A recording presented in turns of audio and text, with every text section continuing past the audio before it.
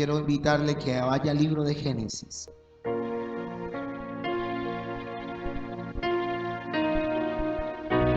El capítulo 22.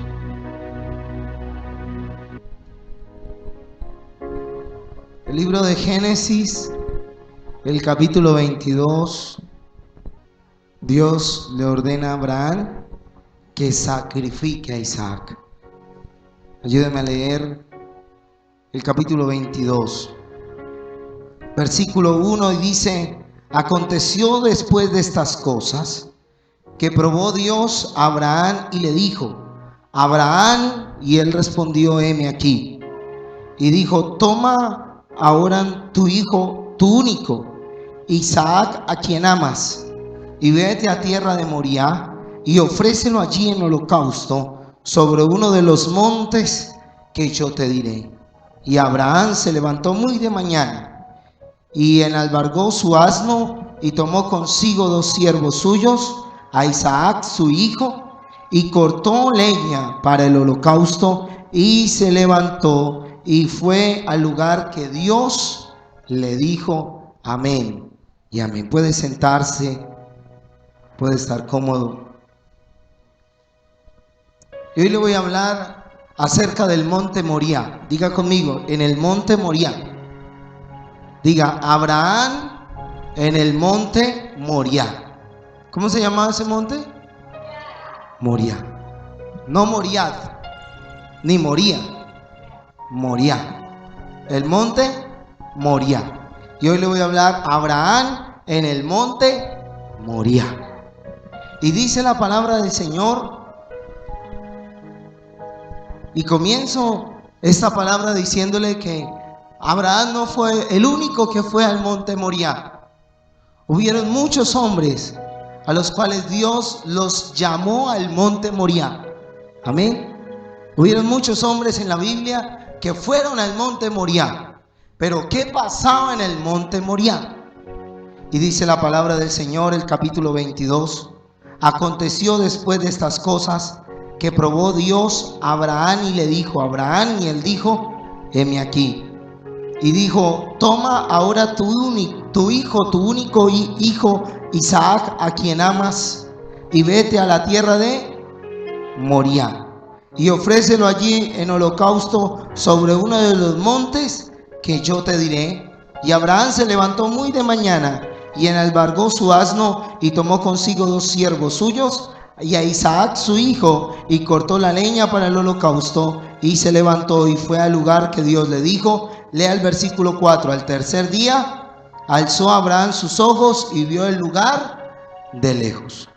Entonces, hablemos primero por qué Dios le dijo a Abraham que tenía que ir a un lugar, y estando en el camino le dice: ahora el lugar donde vas a ir es a la tierra de Moriah. ¿Y de qué distancia quedaba del lugar de donde Abraham estaba a la tierra de Moriah? Versículo 4. ¿Cuántos días? 3 días de camino. 3 días de camino. Y el Señor le dijo: tienes que ir a la tierra de Moriah, y allí vas a hacer algo en uno de los montes. ¿Y qué iba a hacer? ¿Qué era lo que Dios le iba a pedir a Abraham? Abraham, allí me vas a ofrecer en holocausto tu hijo, a quien amas, a Isaac. Amén. Diga conmigo: sacrificio. ¿Qué pide Dios en el monte Moriah? Sacrificio. Dígaselo al que está a su lado: sacrificio. Entonces, en el monte Moriah, en la tierra de Moriah, también la llama la Biblia la tierra de Moriah, allí se llegó Abraham a sacrificar su hijo. Pero más adelante, tiempo después, esta tierra de Moriah, o el monte de Moriah, también se le llamó en la Biblia el monte de Sión. Y en el monte de Sión fue el lugar donde el pueblo edificó tabernáculo para Dios. Amén. O sea que no solamente Abraham sacrificó sacrificio a Dios, sino que también el pueblo más adelante allá hizo el holocausto en el monte de Moriah, conocido también con el monte más adelante como el monte de Sión, y allí sacrificó a Dios. Levíticos capítulo 1 versículo 3, no vaya a perder Génesis.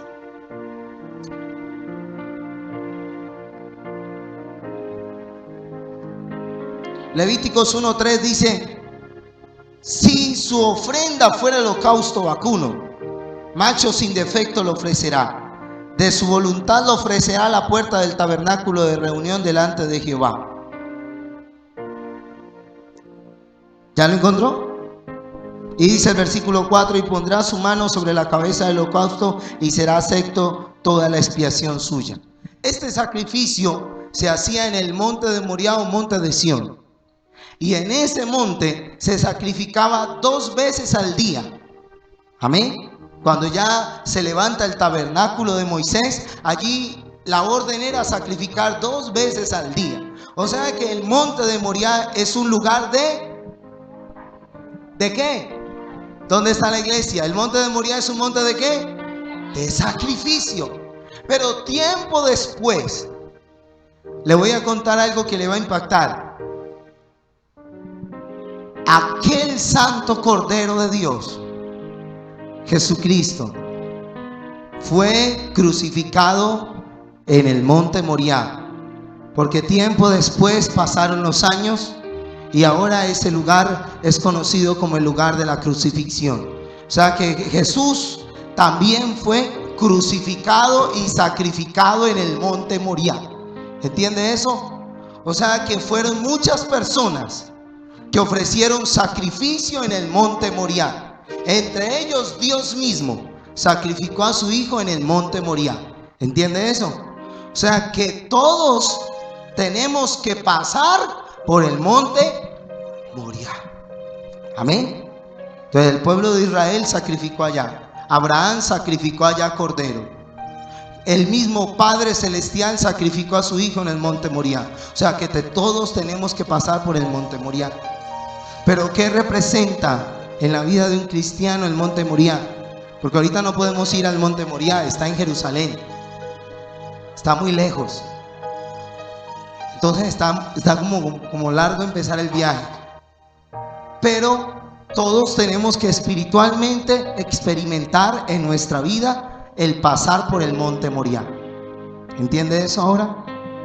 Entonces ya no va a tener que ir a Jerusalén, pero sí vamos a tener que sacrificar cosas.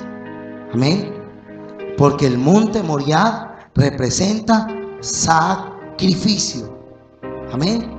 Fue en ese lugar donde el Señor le dijo a Abraham: allí en el monte Moriah, lugar de sacrificio, allí me vas a entregar lo que más amas, lo que más quieres. ¿Y quién era? ¿Cómo se llamaba? Isaac.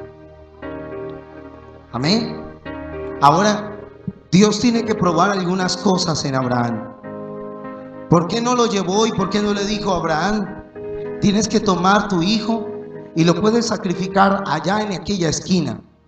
¿Por qué tenía que ser en el monte Moriah, que quedaba a 3 días de camino? Porque lo primero que Dios quiere que nosotros le demos a Él, diga conmigo, mi tiempo. ¿Qué es lo que Dios pide de nosotros? Antes de pedirnos el hijo, le pide a Abraham, antes de pedirle el hijo, le dice: te voy a pedir es tu tiempo, porque tienes que tomar 3 días para llegar al monte Moriah y luego 3 días para devolverte. Estamos hablando de un camino de 6 días. Amén. Y de vuelta. Entonces lo primero que el Señor le pide a este hombre Abraham fue su tiempo. Si no hubiera sido Abraham, si no hubiera sido Marta, afanada y turbada, imagínense que queremos a Abraham un momentico de la película. Recuerde ese pasaje de Lucas, el capítulo 10. Y por allá en el versículo 41, Jesús llega a una casa y María apenas lo ve, la hermana de Lázaro, se tira y deja sus oficios, deja todo y se tira donde el Señor, a sus rodillas, a escucharlo. Lucas 10, 41.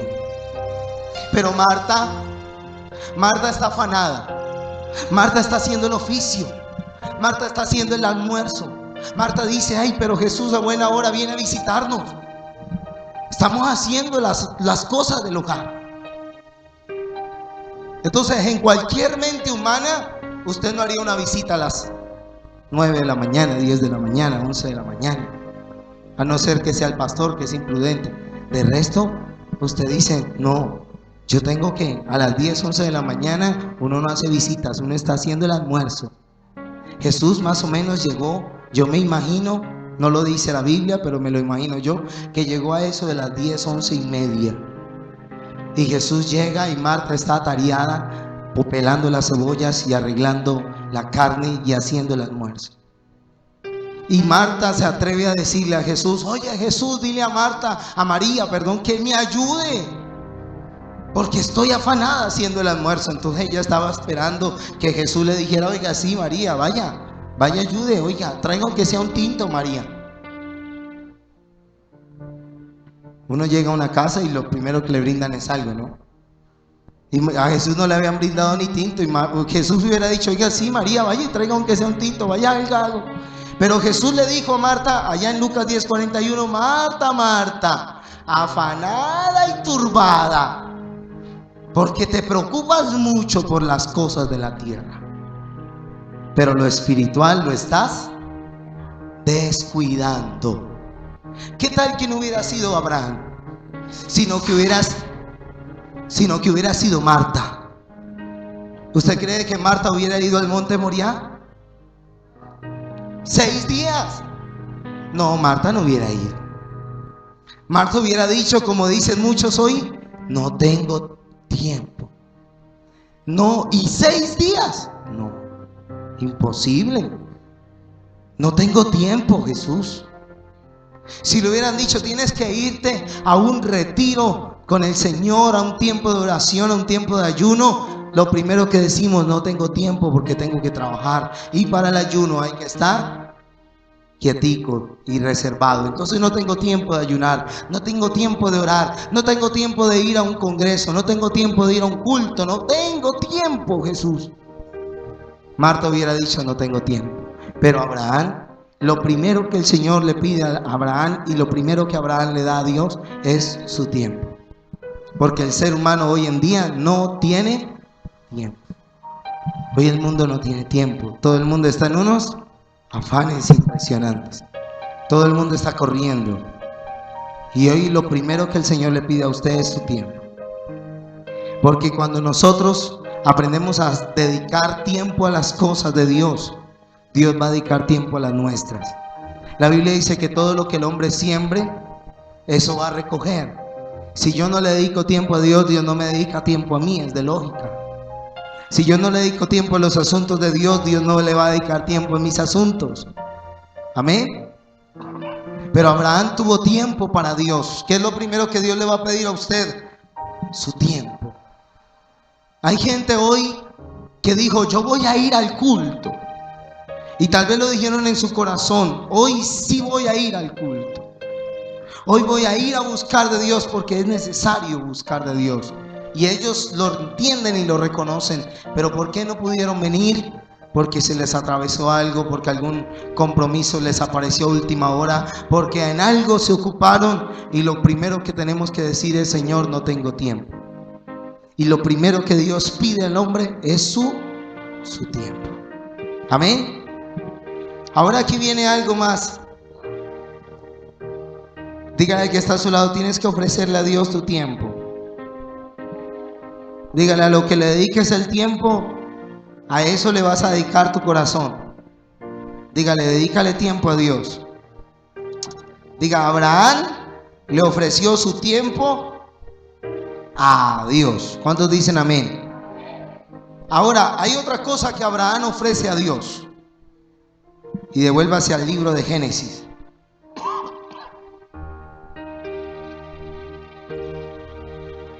Y estamos en el capítulo 22. Después de que Dios le pide a Abraham su hijo, en el versículo 5 dice, entonces dijo Abraham a sus siervos, esperad aquí con el asno. Ya han pasado 3 días, han caminado mucho y llega a un lugar que es el monte Moriah. Allí es donde tiene que enfrentarse él a su propia realidad. Y dice, y yo y el muchacho iremos hasta allí y adoraremos y volveremos a vosotros. Y tomó Abraham la leña del holocausto y la puso sobre Isaac su hijo, y tomó en su mano el fuego y el cuchillo, y fueron ambos juntos. Entonces habló Isaac a Abraham su padre y le dijo: Padre mío. Y él respondió: heme aquí. Y él le dijo: he aquí el fuego y la leña, ¿y dónde está el holocausto?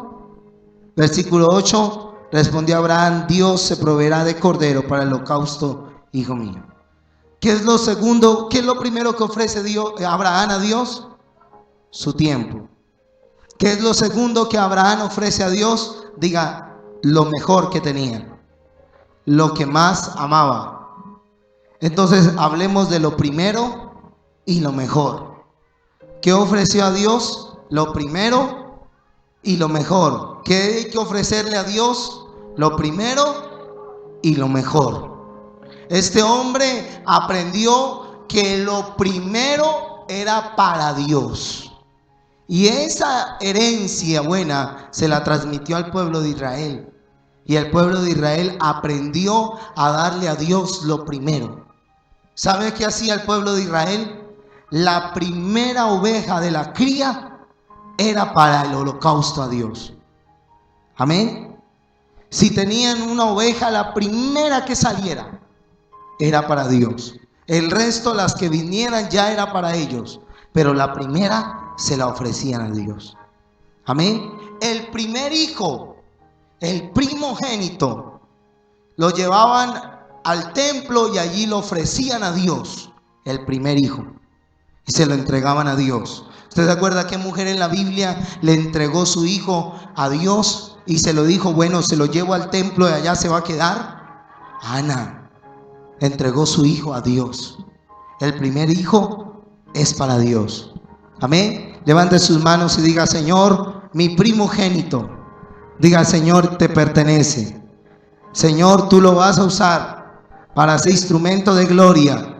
Diga: usarás mi primogénito para que honre tu nombre, para que lleve tu gloria, para que sea doblemente bendecido, para que sea doblemente prosperado y para que sea de bendición a mi Colombia y a mi nación. En el nombre de Jesús. Amén. Selle esa palabra con un aplauso al Señor. A su nombre. Entonces, como el primogénito era para Dios, entonces al primogénito le daban doble herencia. Doble herencia. Y tenía la bendición sacerdotal del Padre. Y yo quiero que usted aprenda eso. Hágalo con sus hijos. No solamente con el primero, pero también hágalo con el primero, como dice la Biblia. Coja a su niño mayor y bendígalo. Eso hacía el sacerdote. Tomaba al primogénito y lo bendecía. ¿Se acuerda qué padre bendijo a su primogénito? Que se le coló, claro está, que se le coló porque no fue el primogénito el que bendijo, sino que bendijo a Jacob. ¿Qué padre fue? Isaac. Y bendijo con la bendición del primogénito. Amén. Entonces usted aprende ese principio bíblico. Bendiga a su primogénito, a su niño mayor, a su niño el grande, sea niño, sea niña, bendígalo. Declare una palabra sobre él. Declare que será doblemente bendecido. Declare que por donde ande Dios le abrirá las puertas. Bendígalo con doble bendición. Amén. Y ofrézcale a Dios lo primero que Dios le dé. Comenzando las primeras palabras del día y los primeros minutos del día y el momento donde usted se levanta, lo primero que debe hacer una persona es arrodillarse y darle la gloria a Dios. Esto es un principio bíblico, que lo primero del día y lo primero de todo es para Dios. Amén. Entonces, cuando alguien se levanta en la mañana, no se levante corriendo a hacer el tinto, no se levante con afanes a decir: hay que despachar los niños. Los primeros minutos del día, déselos a Dios. Piense en Dios primero y Dios pensará primero en usted. Dedíquele a Dios primero su tiempo y Dios le dedicará primero su tiempo a usted. Y qué lindo es saber que Dios nos dedique tiempo también. ¿Cómo se siente usted al saber que hay alguien sobrenatural y poderoso que le dedica tiempo a usted? Y no los primeros minutos del día, las 24 horas del día, los 7 días de la semana y los 365 días del año se los dedica a usted, pensando en usted y trabajando por usted. ¿Por qué nosotros no podríamos dedicarle los primeros minutos del día al Señor? Y lo primero que Dios nos dé, démoselo al Señor. Mire lo que dice Romanos 11:16.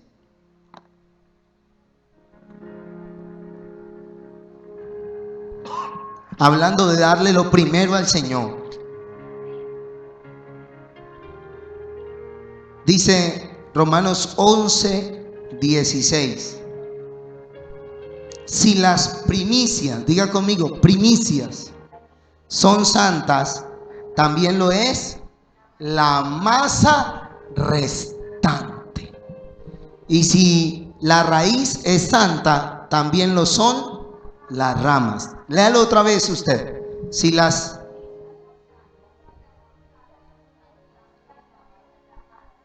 Y si la raíz.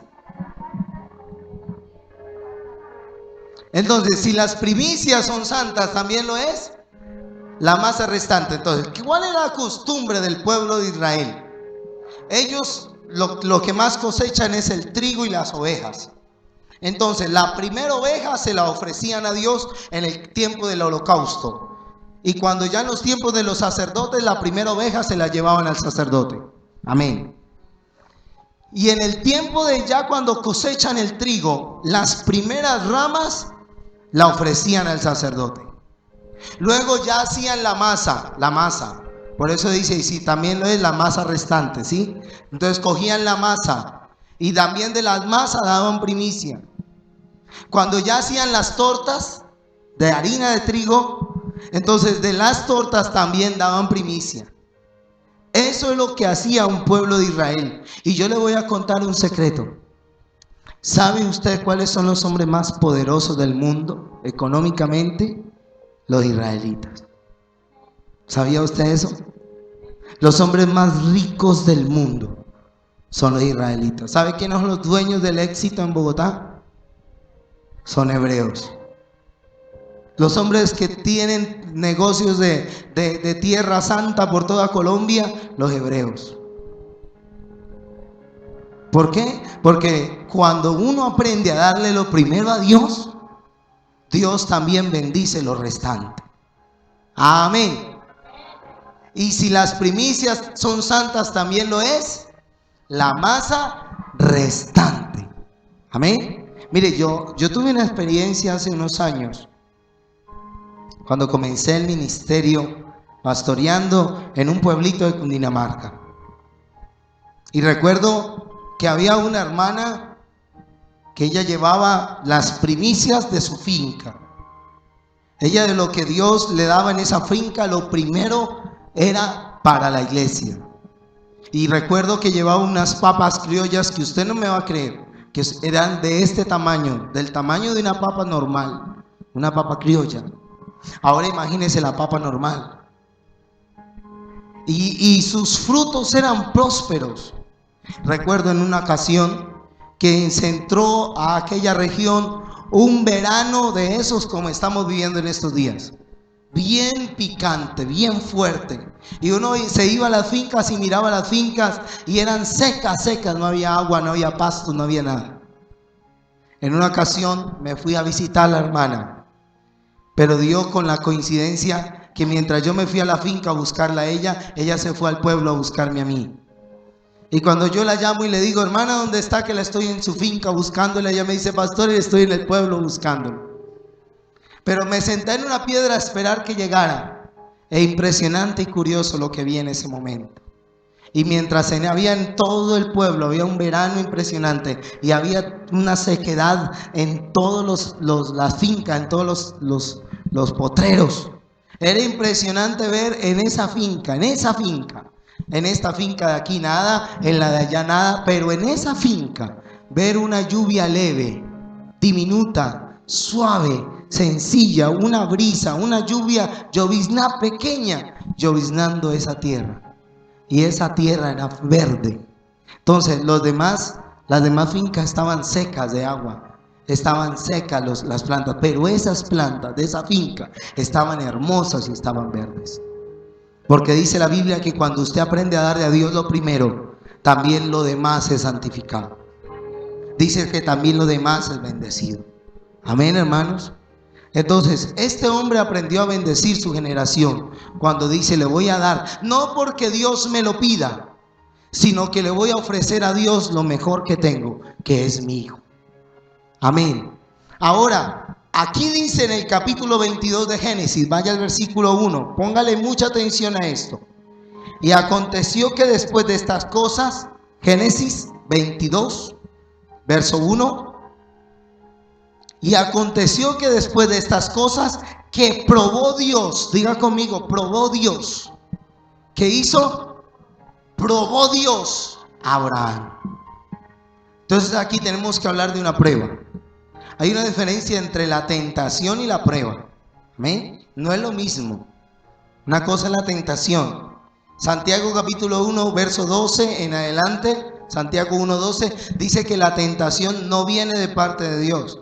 Que si alguno es tentado, no diga que es de parte de Dios, porque Dios no puede ser tentado por el mal, ni Él tienta a nadie. Quiere decir que la tentación no viene de parte de Dios, viene de parte de Satanás y de nuestras propias concupiscencias. Que ese deseo que hay en el hombre de hacer lo malo se rebota y lo tienta a hacer lo malo. ¿Entiende? Pero otra cosa es la prueba, que es cuando Dios quiere probar lo que tiene. Es como cuando usted prueba a un hijo y deja una monedita por ahí. Y usted dejó una monedita por ahí, una de 200. Y usted dice: yo quiero probar la honradez de mi hijo. ¿Le ha pasado a alguien aquí ha probado los hijos? ¿Sí? ¿Sí los ha probado? Sí. Usted dice: voy a ver si me está, como cuando queremos saber si nos está mintiendo. Entonces, bueno, vamos a llamar a preguntar dónde está. Entonces el niño dice: no, yo estoy por aquí en la tienda. Pero usted va caminando por allá y se le encuentran las maquinitas. ¿Cómo la ve? Entonces usted tiene que desconfiar en esa ocasión de su hijo. Entonces muchas veces los padres prueban los hijos. La Biblia dice que Dios prueba a sus hijos. Dígaselo al que está a su lado, hágalo consciente. Dígale: Dios prueba a sus hijos. Dígale: Dios prueba a sus hijos. Sea consciente de eso. Dios quiere probar a sus hijos. Y en esa prueba Dios quiere conocer algunos aspectos que yo quiero que usted los anote. Cuando Dios prueba a sus hijos, como en el caso de Abraham, Dios quiere probar varias cosas. Diga conmigo: la lealtad. Entonces, ¿para qué Dios nos prueba? Porque quiere conocer su lealtad y mi lealtad a Dios. Amén. Otra cosa que Dios prueba es la fuerza. Diga conmigo: la fuerza. ¿Qué quiere probar Dios? La fuerza. Al mismo tiempo que quiere decir la voluntad, el deseo con que le obedecemos lo que Él nos pide. Abraham no lo pensó 3 veces. Abraham dijo: yo voy a ir a ese lugar y voy a sacrificar a mi hijo para Dios. Otra cosa que Dios prueba es las opiniones. Cuando Dios te pasa por una dificultad o te permite una dificultad, Dios quiere probar diga lo que opinas. ¿Sabe por qué Dios lo mandó al monte Moriah? Le hubiera podido decir: prueba, sacrifícalo allí en la esquina. Porque es que en 3 días uno piensa mucho y habla mucho. Y en 3 días tuvo tiempo para pensar lo que iba a hacer. Y en 3 días de camino al monte Moriah tuvo tiempo para pensar si seguir adelante o devolverse. Tuvo tiempo para opinar y decir: yo creo que Dios está siendo injusto conmigo. Tuvo tiempo para decir como que yo mejor me devuelvo, pero no lo hizo. Fueron 3 días donde cayó. La Biblia no dice que Abraham haya dicho algo. 3 días donde cayó. Y la Biblia dice que cuando pasemos por las pruebas no nos demos prisa a abrir nuestra boca, no sea que con ella pequemos. Amén. ¿Usted se acuerda de un hombre que Dios lo mandó a predicar a Nínive y se fue para Tarsis? ¿Cómo se llamó? Jonás. ¿Y qué le pasó para que se devolviera y llegara a Tarsis? ¿Qué tuvo que mandarle Dios? Un expreso. ¿Qué le mandó el Señor para que se devolviera? Una ballena. Le mandó un tour por allá. Le dijo, bueno, tienes que devolverte. Un tour por el mar. El Señor le llevó a que se diera un tour por el mar. Y lo trajo. Y lo vomitó ahí en Nínive. Vaya papá, y el camino suyo es ese. No aquel, sino ese. Y cuando llegó allá, la Biblia clara, porque es que la Biblia es muy clara y me gusta mucho la palabra por eso, porque lo que dice el hombre también lo escribe el Señor. Allá llegó Jonás, y apenas la gente empezó a predicarle a la gente, y la gente empezó a convertirse, que era lo que él no quería. Él quería era que descendiera fuego del cielo y los acabara a todos. Y Jonás terrible se disgusta con Dios y empieza a ofender a Dios y empieza a pelear con Dios y le dice, Señor, mire usted cómo se le ocurre perdonarlos. Y Dios le dice, estás bravo, y él dijo, estoy bravo hasta la muerte, y póngala como quiera.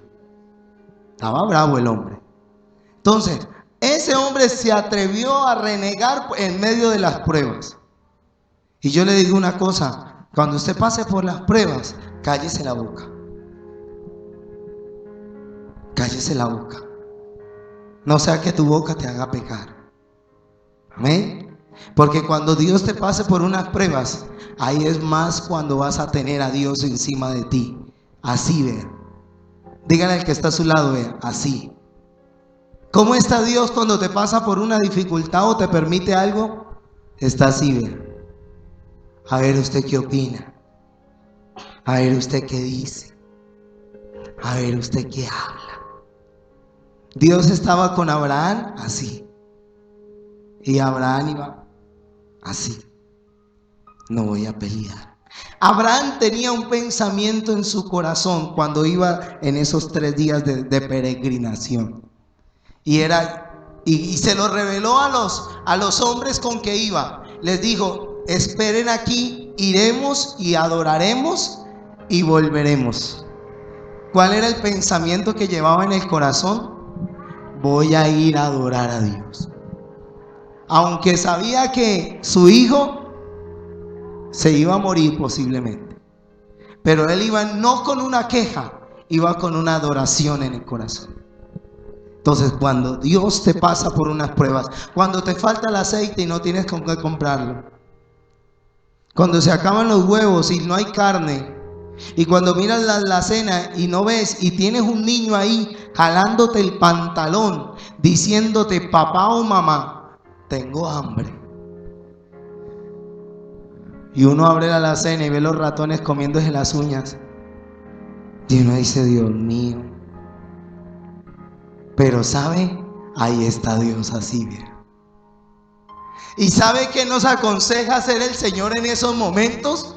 Dice el Salmo, búsquelo por favor. Salmo 50, versículo 14 y 15. ¿Qué hay que hacer en esos momentos? Cuando usted sabe que Dios te está probando, porque es que lo sabes. Uno lo primero que hace es saber que Dios lo está probando. Salmo 50, 14 dice, sacrifica a Dios alabanza y paga tus votos al Altísimo e invócame en el día de la angustia. Te libraré y tú me honrarás. Alguien que alabe el nombre del Señor esta noche. En medio de la prueba, invoca el nombre de Dios. Abraham en medio de la prueba invocó a Dios, por eso adoró. Por eso adoró, invocó a Dios, dijo, Señor, yo estoy aquí que me reviento por dentro, pero te adoro. E invocó el nombre del Señor. Imagínese, hermano, métase usted en los zapatos de Abraham. Imagínese que es usted el que tiene que sacrificar a su hijo. Algunos pasan saliva y dicen, tremendo Abraham. No era fácil. Hermana, hermano, levántate. y ve al lugar donde te mostraré y allí me sacrificarás a tu hijo. ¿Usted qué dice? Aleluya. ¿Qué dice usted? Gloria a Dios, amén. Voy a ir. ¿Lo haría de esa manera? Pues tenemos que hablar de un niño, no dice qué edad, pero es un niño. Y ya entendía porque preguntó, oiga, papá, lleva la leña, lleva el fuego, ¿y cuál es la víctima?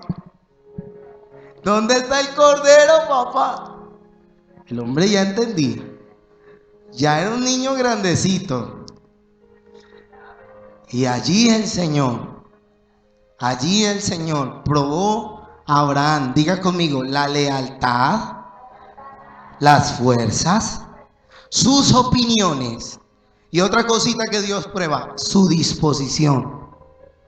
¿Sabe qué prueba el Señor? Dígale al que está a su lado, la disposición. Mire que cuando nosotros estamos llenos de bendiciones, con una disposición impresionante vamos a la iglesia. Con una alegría damos el diezmo. Voy a diezmar con alegría, porque tengo 10 millones. Darle uno al Señor, eso no es nada. Padre, con alegría. Amén. Pero cuando ya los 10 millones de la cuenta bancaria se acaban y cuando ya no hay nada, uno, ya la disposición para buscar a Dios ya baja un poquito. Y dos, el diezmo de los 2,000 que me gané, los 200, uy, me duele dárselo al Señor porque con los 200 me compro un pan. Y como está la situación, entonces entienda esto, la disposición. ¿Qué prueba el Señor? ¿Cómo te vas a ir al monte? ¿Con qué cara te vas a ir al monte?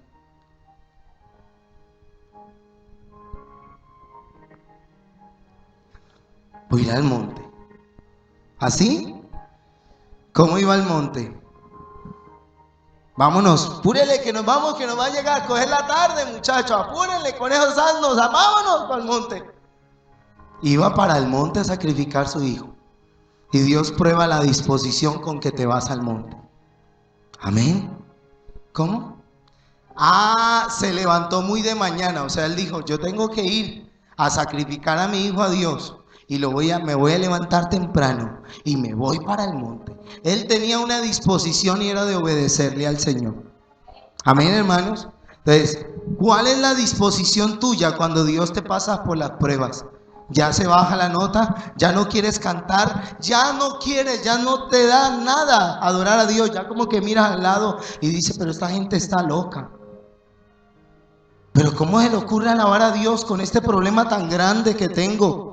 Y ese señor allá dice que alabe a Dios y él no sabe lo que yo tengo. Tengo un peso en el corazón y dice que alabe a Dios. Hasta bravo se pone uno con el pastor ahí. Y uno dice, pero ¿cómo se le ocurre que me pide que alabe a Dios y yo con este problema que tengo? Entonces la disposición bajó. Cuando pases por las pruebas, no importa cualquiera que sea, no pierdas la disposición para buscar a Dios. El salmista en el Salmo 63, busque el Salmo 63. Dijo, en el título dice Dios satisfacción del alma. Y en el versículo 1 dijo, Dios mío, acompáñeme, Dios mío. Salmo 63. Oiga, y léame arribita, debajito del título, ¿qué dice? ¿Qué dice debajo del título? ¿Dónde estaba? Ahí debajito del título dice una nota. David compuso este himno cuando estaba ¿dónde? ¿Dónde estaba David?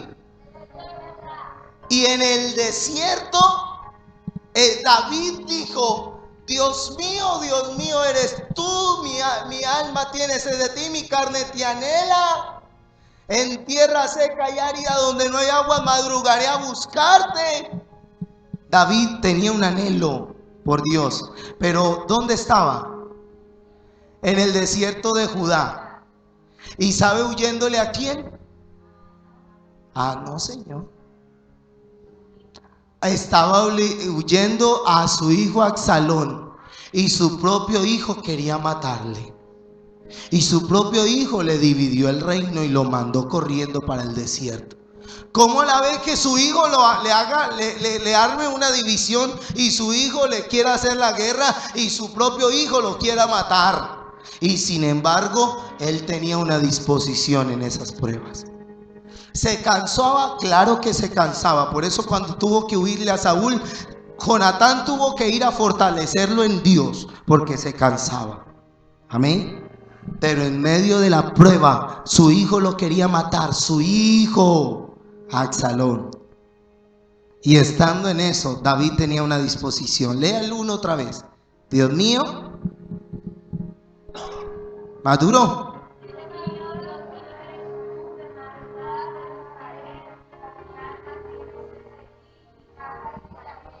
¿Cómo era la disposición que tenía? Dice, era ferviente. Era ferviente la disposición para buscar de Dios. Mi alma tiene sed de ti, mi carne te anhela. Te amo, Señor, te voy a buscar. Y su hijo le estaba persiguiendo para matarle, pero él no perdió la disposición de buscar a Dios. Amén, no perdió el gozo. ¿Cuántos alaban el nombre del Señor esta noche? A su nombre. Y hay otra cosa que tenemos que ver, que cuando pasamos por las pruebas hay algo que Dios quiere probar y conocer. Hablar de Abraham o el hablar de Abraham es imposible. Cuando hablamos de Abraham es imposible no hablar de la fe de Abraham. Amén. Entonces mire lo que dice Hebreos.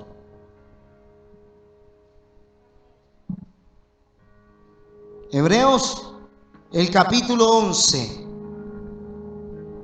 El versículo 17, hay algo que Dios prueba cuando te pasa por las pruebas.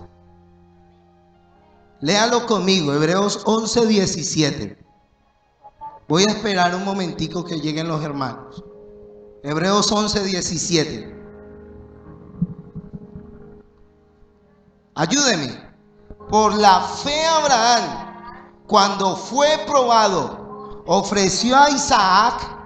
Y el que había recibido las promesas ofrecía su unigénito, habiendo dicho en Isaac, te será llamada descendencia. Pensando que Dios, lea conmigo esa parte, que Dios es poderoso para levantar aún de entre los muertos, de donde en sentido figurado le volvió a recibir. Abraham fue a sacrificar su hijo y dice la Biblia que le ató las manos, lo acostó en el sacrificio, empuñó el puñal y estaba listo y dispuesto a hacerlo. Si no fue porque Dios le dijo, Abraham, Abraham. Y él dijo, heme aquí, detente, he probado que temes a Dios. Y si no lo hubiera parado, ese cuchillo hubiera bajado. ¿Y sabe por qué? Porque él tenía una fe. Y era que si Dios tenía que levantarlo de los muertos para cumplir la promesa de que a través de ese Isaac le iba a dar descendencia, él estaba dispuesto a hacerlo. Antes él estaba diciendo, Señor, Señor, ¿por qué me pidió que no, yo quería ver cómo usted lo levantaba y me daba el milagro? Él estaba dispuesto a hacerlo. ¿Por qué? Porque él tenía fe que si lo degollaba, Dios lo levantaba, le daba vida y de ahí le iba a dar su descendencia. ¿Sabes? Dios prueba la fe. Cuando Dios te pase por una dificultad, Dios quiere ver tu fe. Recuerda a Job. Perdió sus 3,000 camellos, sus 500 yuntas de bueyes, perdió sus asnas, perdió todo, perdió sus hijos y estando con una sarna en el cuerpo, muriéndose, y la esposa lo había dejado solo, dijo, tirado en el cama, muriéndose de una sarna, dijo, yo sé que mi Redentor vive y del polvo me levantará. Entonces, hubieron hombres que pasaron por unas pruebas muy terribles, pero nunca perdieron la fe. Sabían que Dios los iba a sacar de esa. Y yo le vengo a decir una cosa: Dios le va a sacar a usted de esa. Dios le va a sacar a usted de esa. Dios le va a sacar a usted de esa. Dios le va a sacar a usted de esa. No pierda la fe, porque Dios te va a dar la victoria. Pero Dios está probando su fe, hermana. ¿Cuántas tienen las dificultades aquí? Levánteme la mano. O sea que esta predicación sí es para usted. Ahora bájela y levántela a los que tienen problemas en el hogar. Levántela. 2 nomás, 3. A la mayoría era. Y yo le vengo a decir una cosa: Dios te va a dar la victoria. Dios te va a dar la victoria. Dios te va a dar la victoria. Recíbalo, Dios te va a dar la victoria. Amén. Y quiero darle una palabra: recíbala de parte del Señor. Esto le tiene que aumentar la fe. Romanos 8:18. Santo Dios, qué palabra. Gracias, Señor, porque un día la inspiraste y se la diste al apóstol y él la escribió en esa palabra. Romanos 8:18. Prepárese para leerla, porque esta palabra le va a llenar el alma de fe. Romanos 8:18. Quiero que me ayude a leerlo. Pues tengo por cierto que las aflicciones del tiempo presente no son comparables con la gloria venidera que en nosotros ha de manifestarse. Léalo otra vez. Romanos 8:18. Pues tengo por cierto que las aflicciones del tiempo presente no son comparables con la gloria venidera que en nosotros ha de manifestarse. ¿Cuántos dicen amén por esa palabra? Entonces, ¿qué dijo el apóstol Pablo? Me vienen persecuciones, me vienen problemas, pero yo estoy contento, porque tengo por cierto que en las aflicciones presentes, en medio de ellas, no se compara la gloria que en nosotros ha de manifestarse. O sea que cada prueba me va a mostrar la gloria de Dios. Y yo le doy otra palabra a usted que está pasando por dificultades. Si Dios te está probando, sé fiel, porque mire lo que dice. Primera de Pedro, capítulo 5. Tenga esta palabra en presente.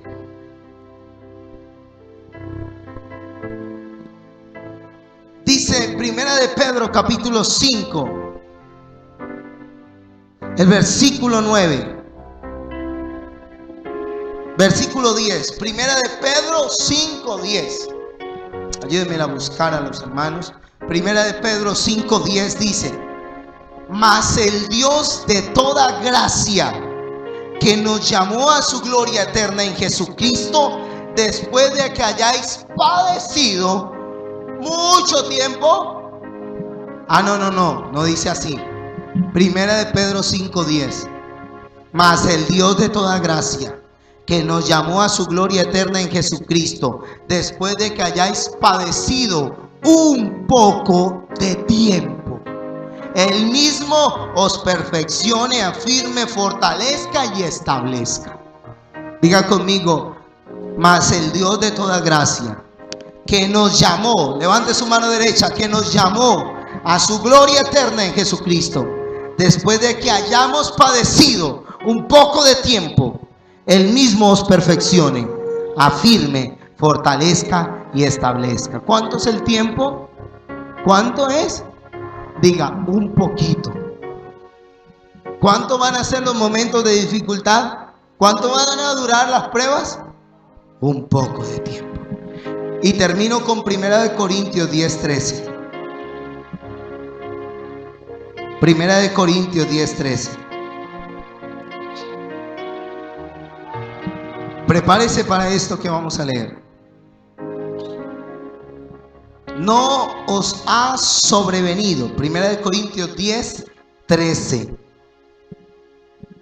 No os ha sobrevenido ninguna tentación que no sea humana, pero fiel es Dios. Esta palabra tentación es la misma palabra prueba, que no os dejará ser tentados más de lo que podéis resistir, sino que juntamente juntamente con la tentación dará la salida para que podáis soportar. Juntamente con la tentación dará la salida. Léalo, 1 Corintios 10:13.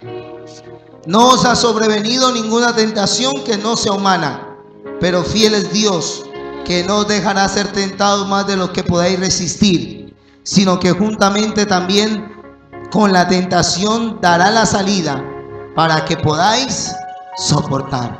Juntamente con la tentación dará la ¿qué?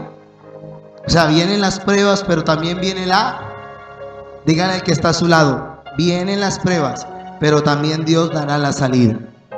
Vienen las pruebas, pero también dará la salida. Dará la salida, dará la salida. Vienen las pruebas, pero dará la salida. Reciba esa palabra. No va a ser para siempre, no va a ser para siempre. No va a ser para siempre el sufrimiento. Juntamente con las pruebas dará la salida. Y luego de que Abraham presenta a Dios su hijo y el Señor le dice: ya no lo sacrifiques. Permítame terminar con Génesis 22. Dios allí le da una promesa. Y ojo que esta palabra quiero que la reciba usted. Dios le da una promesa allí.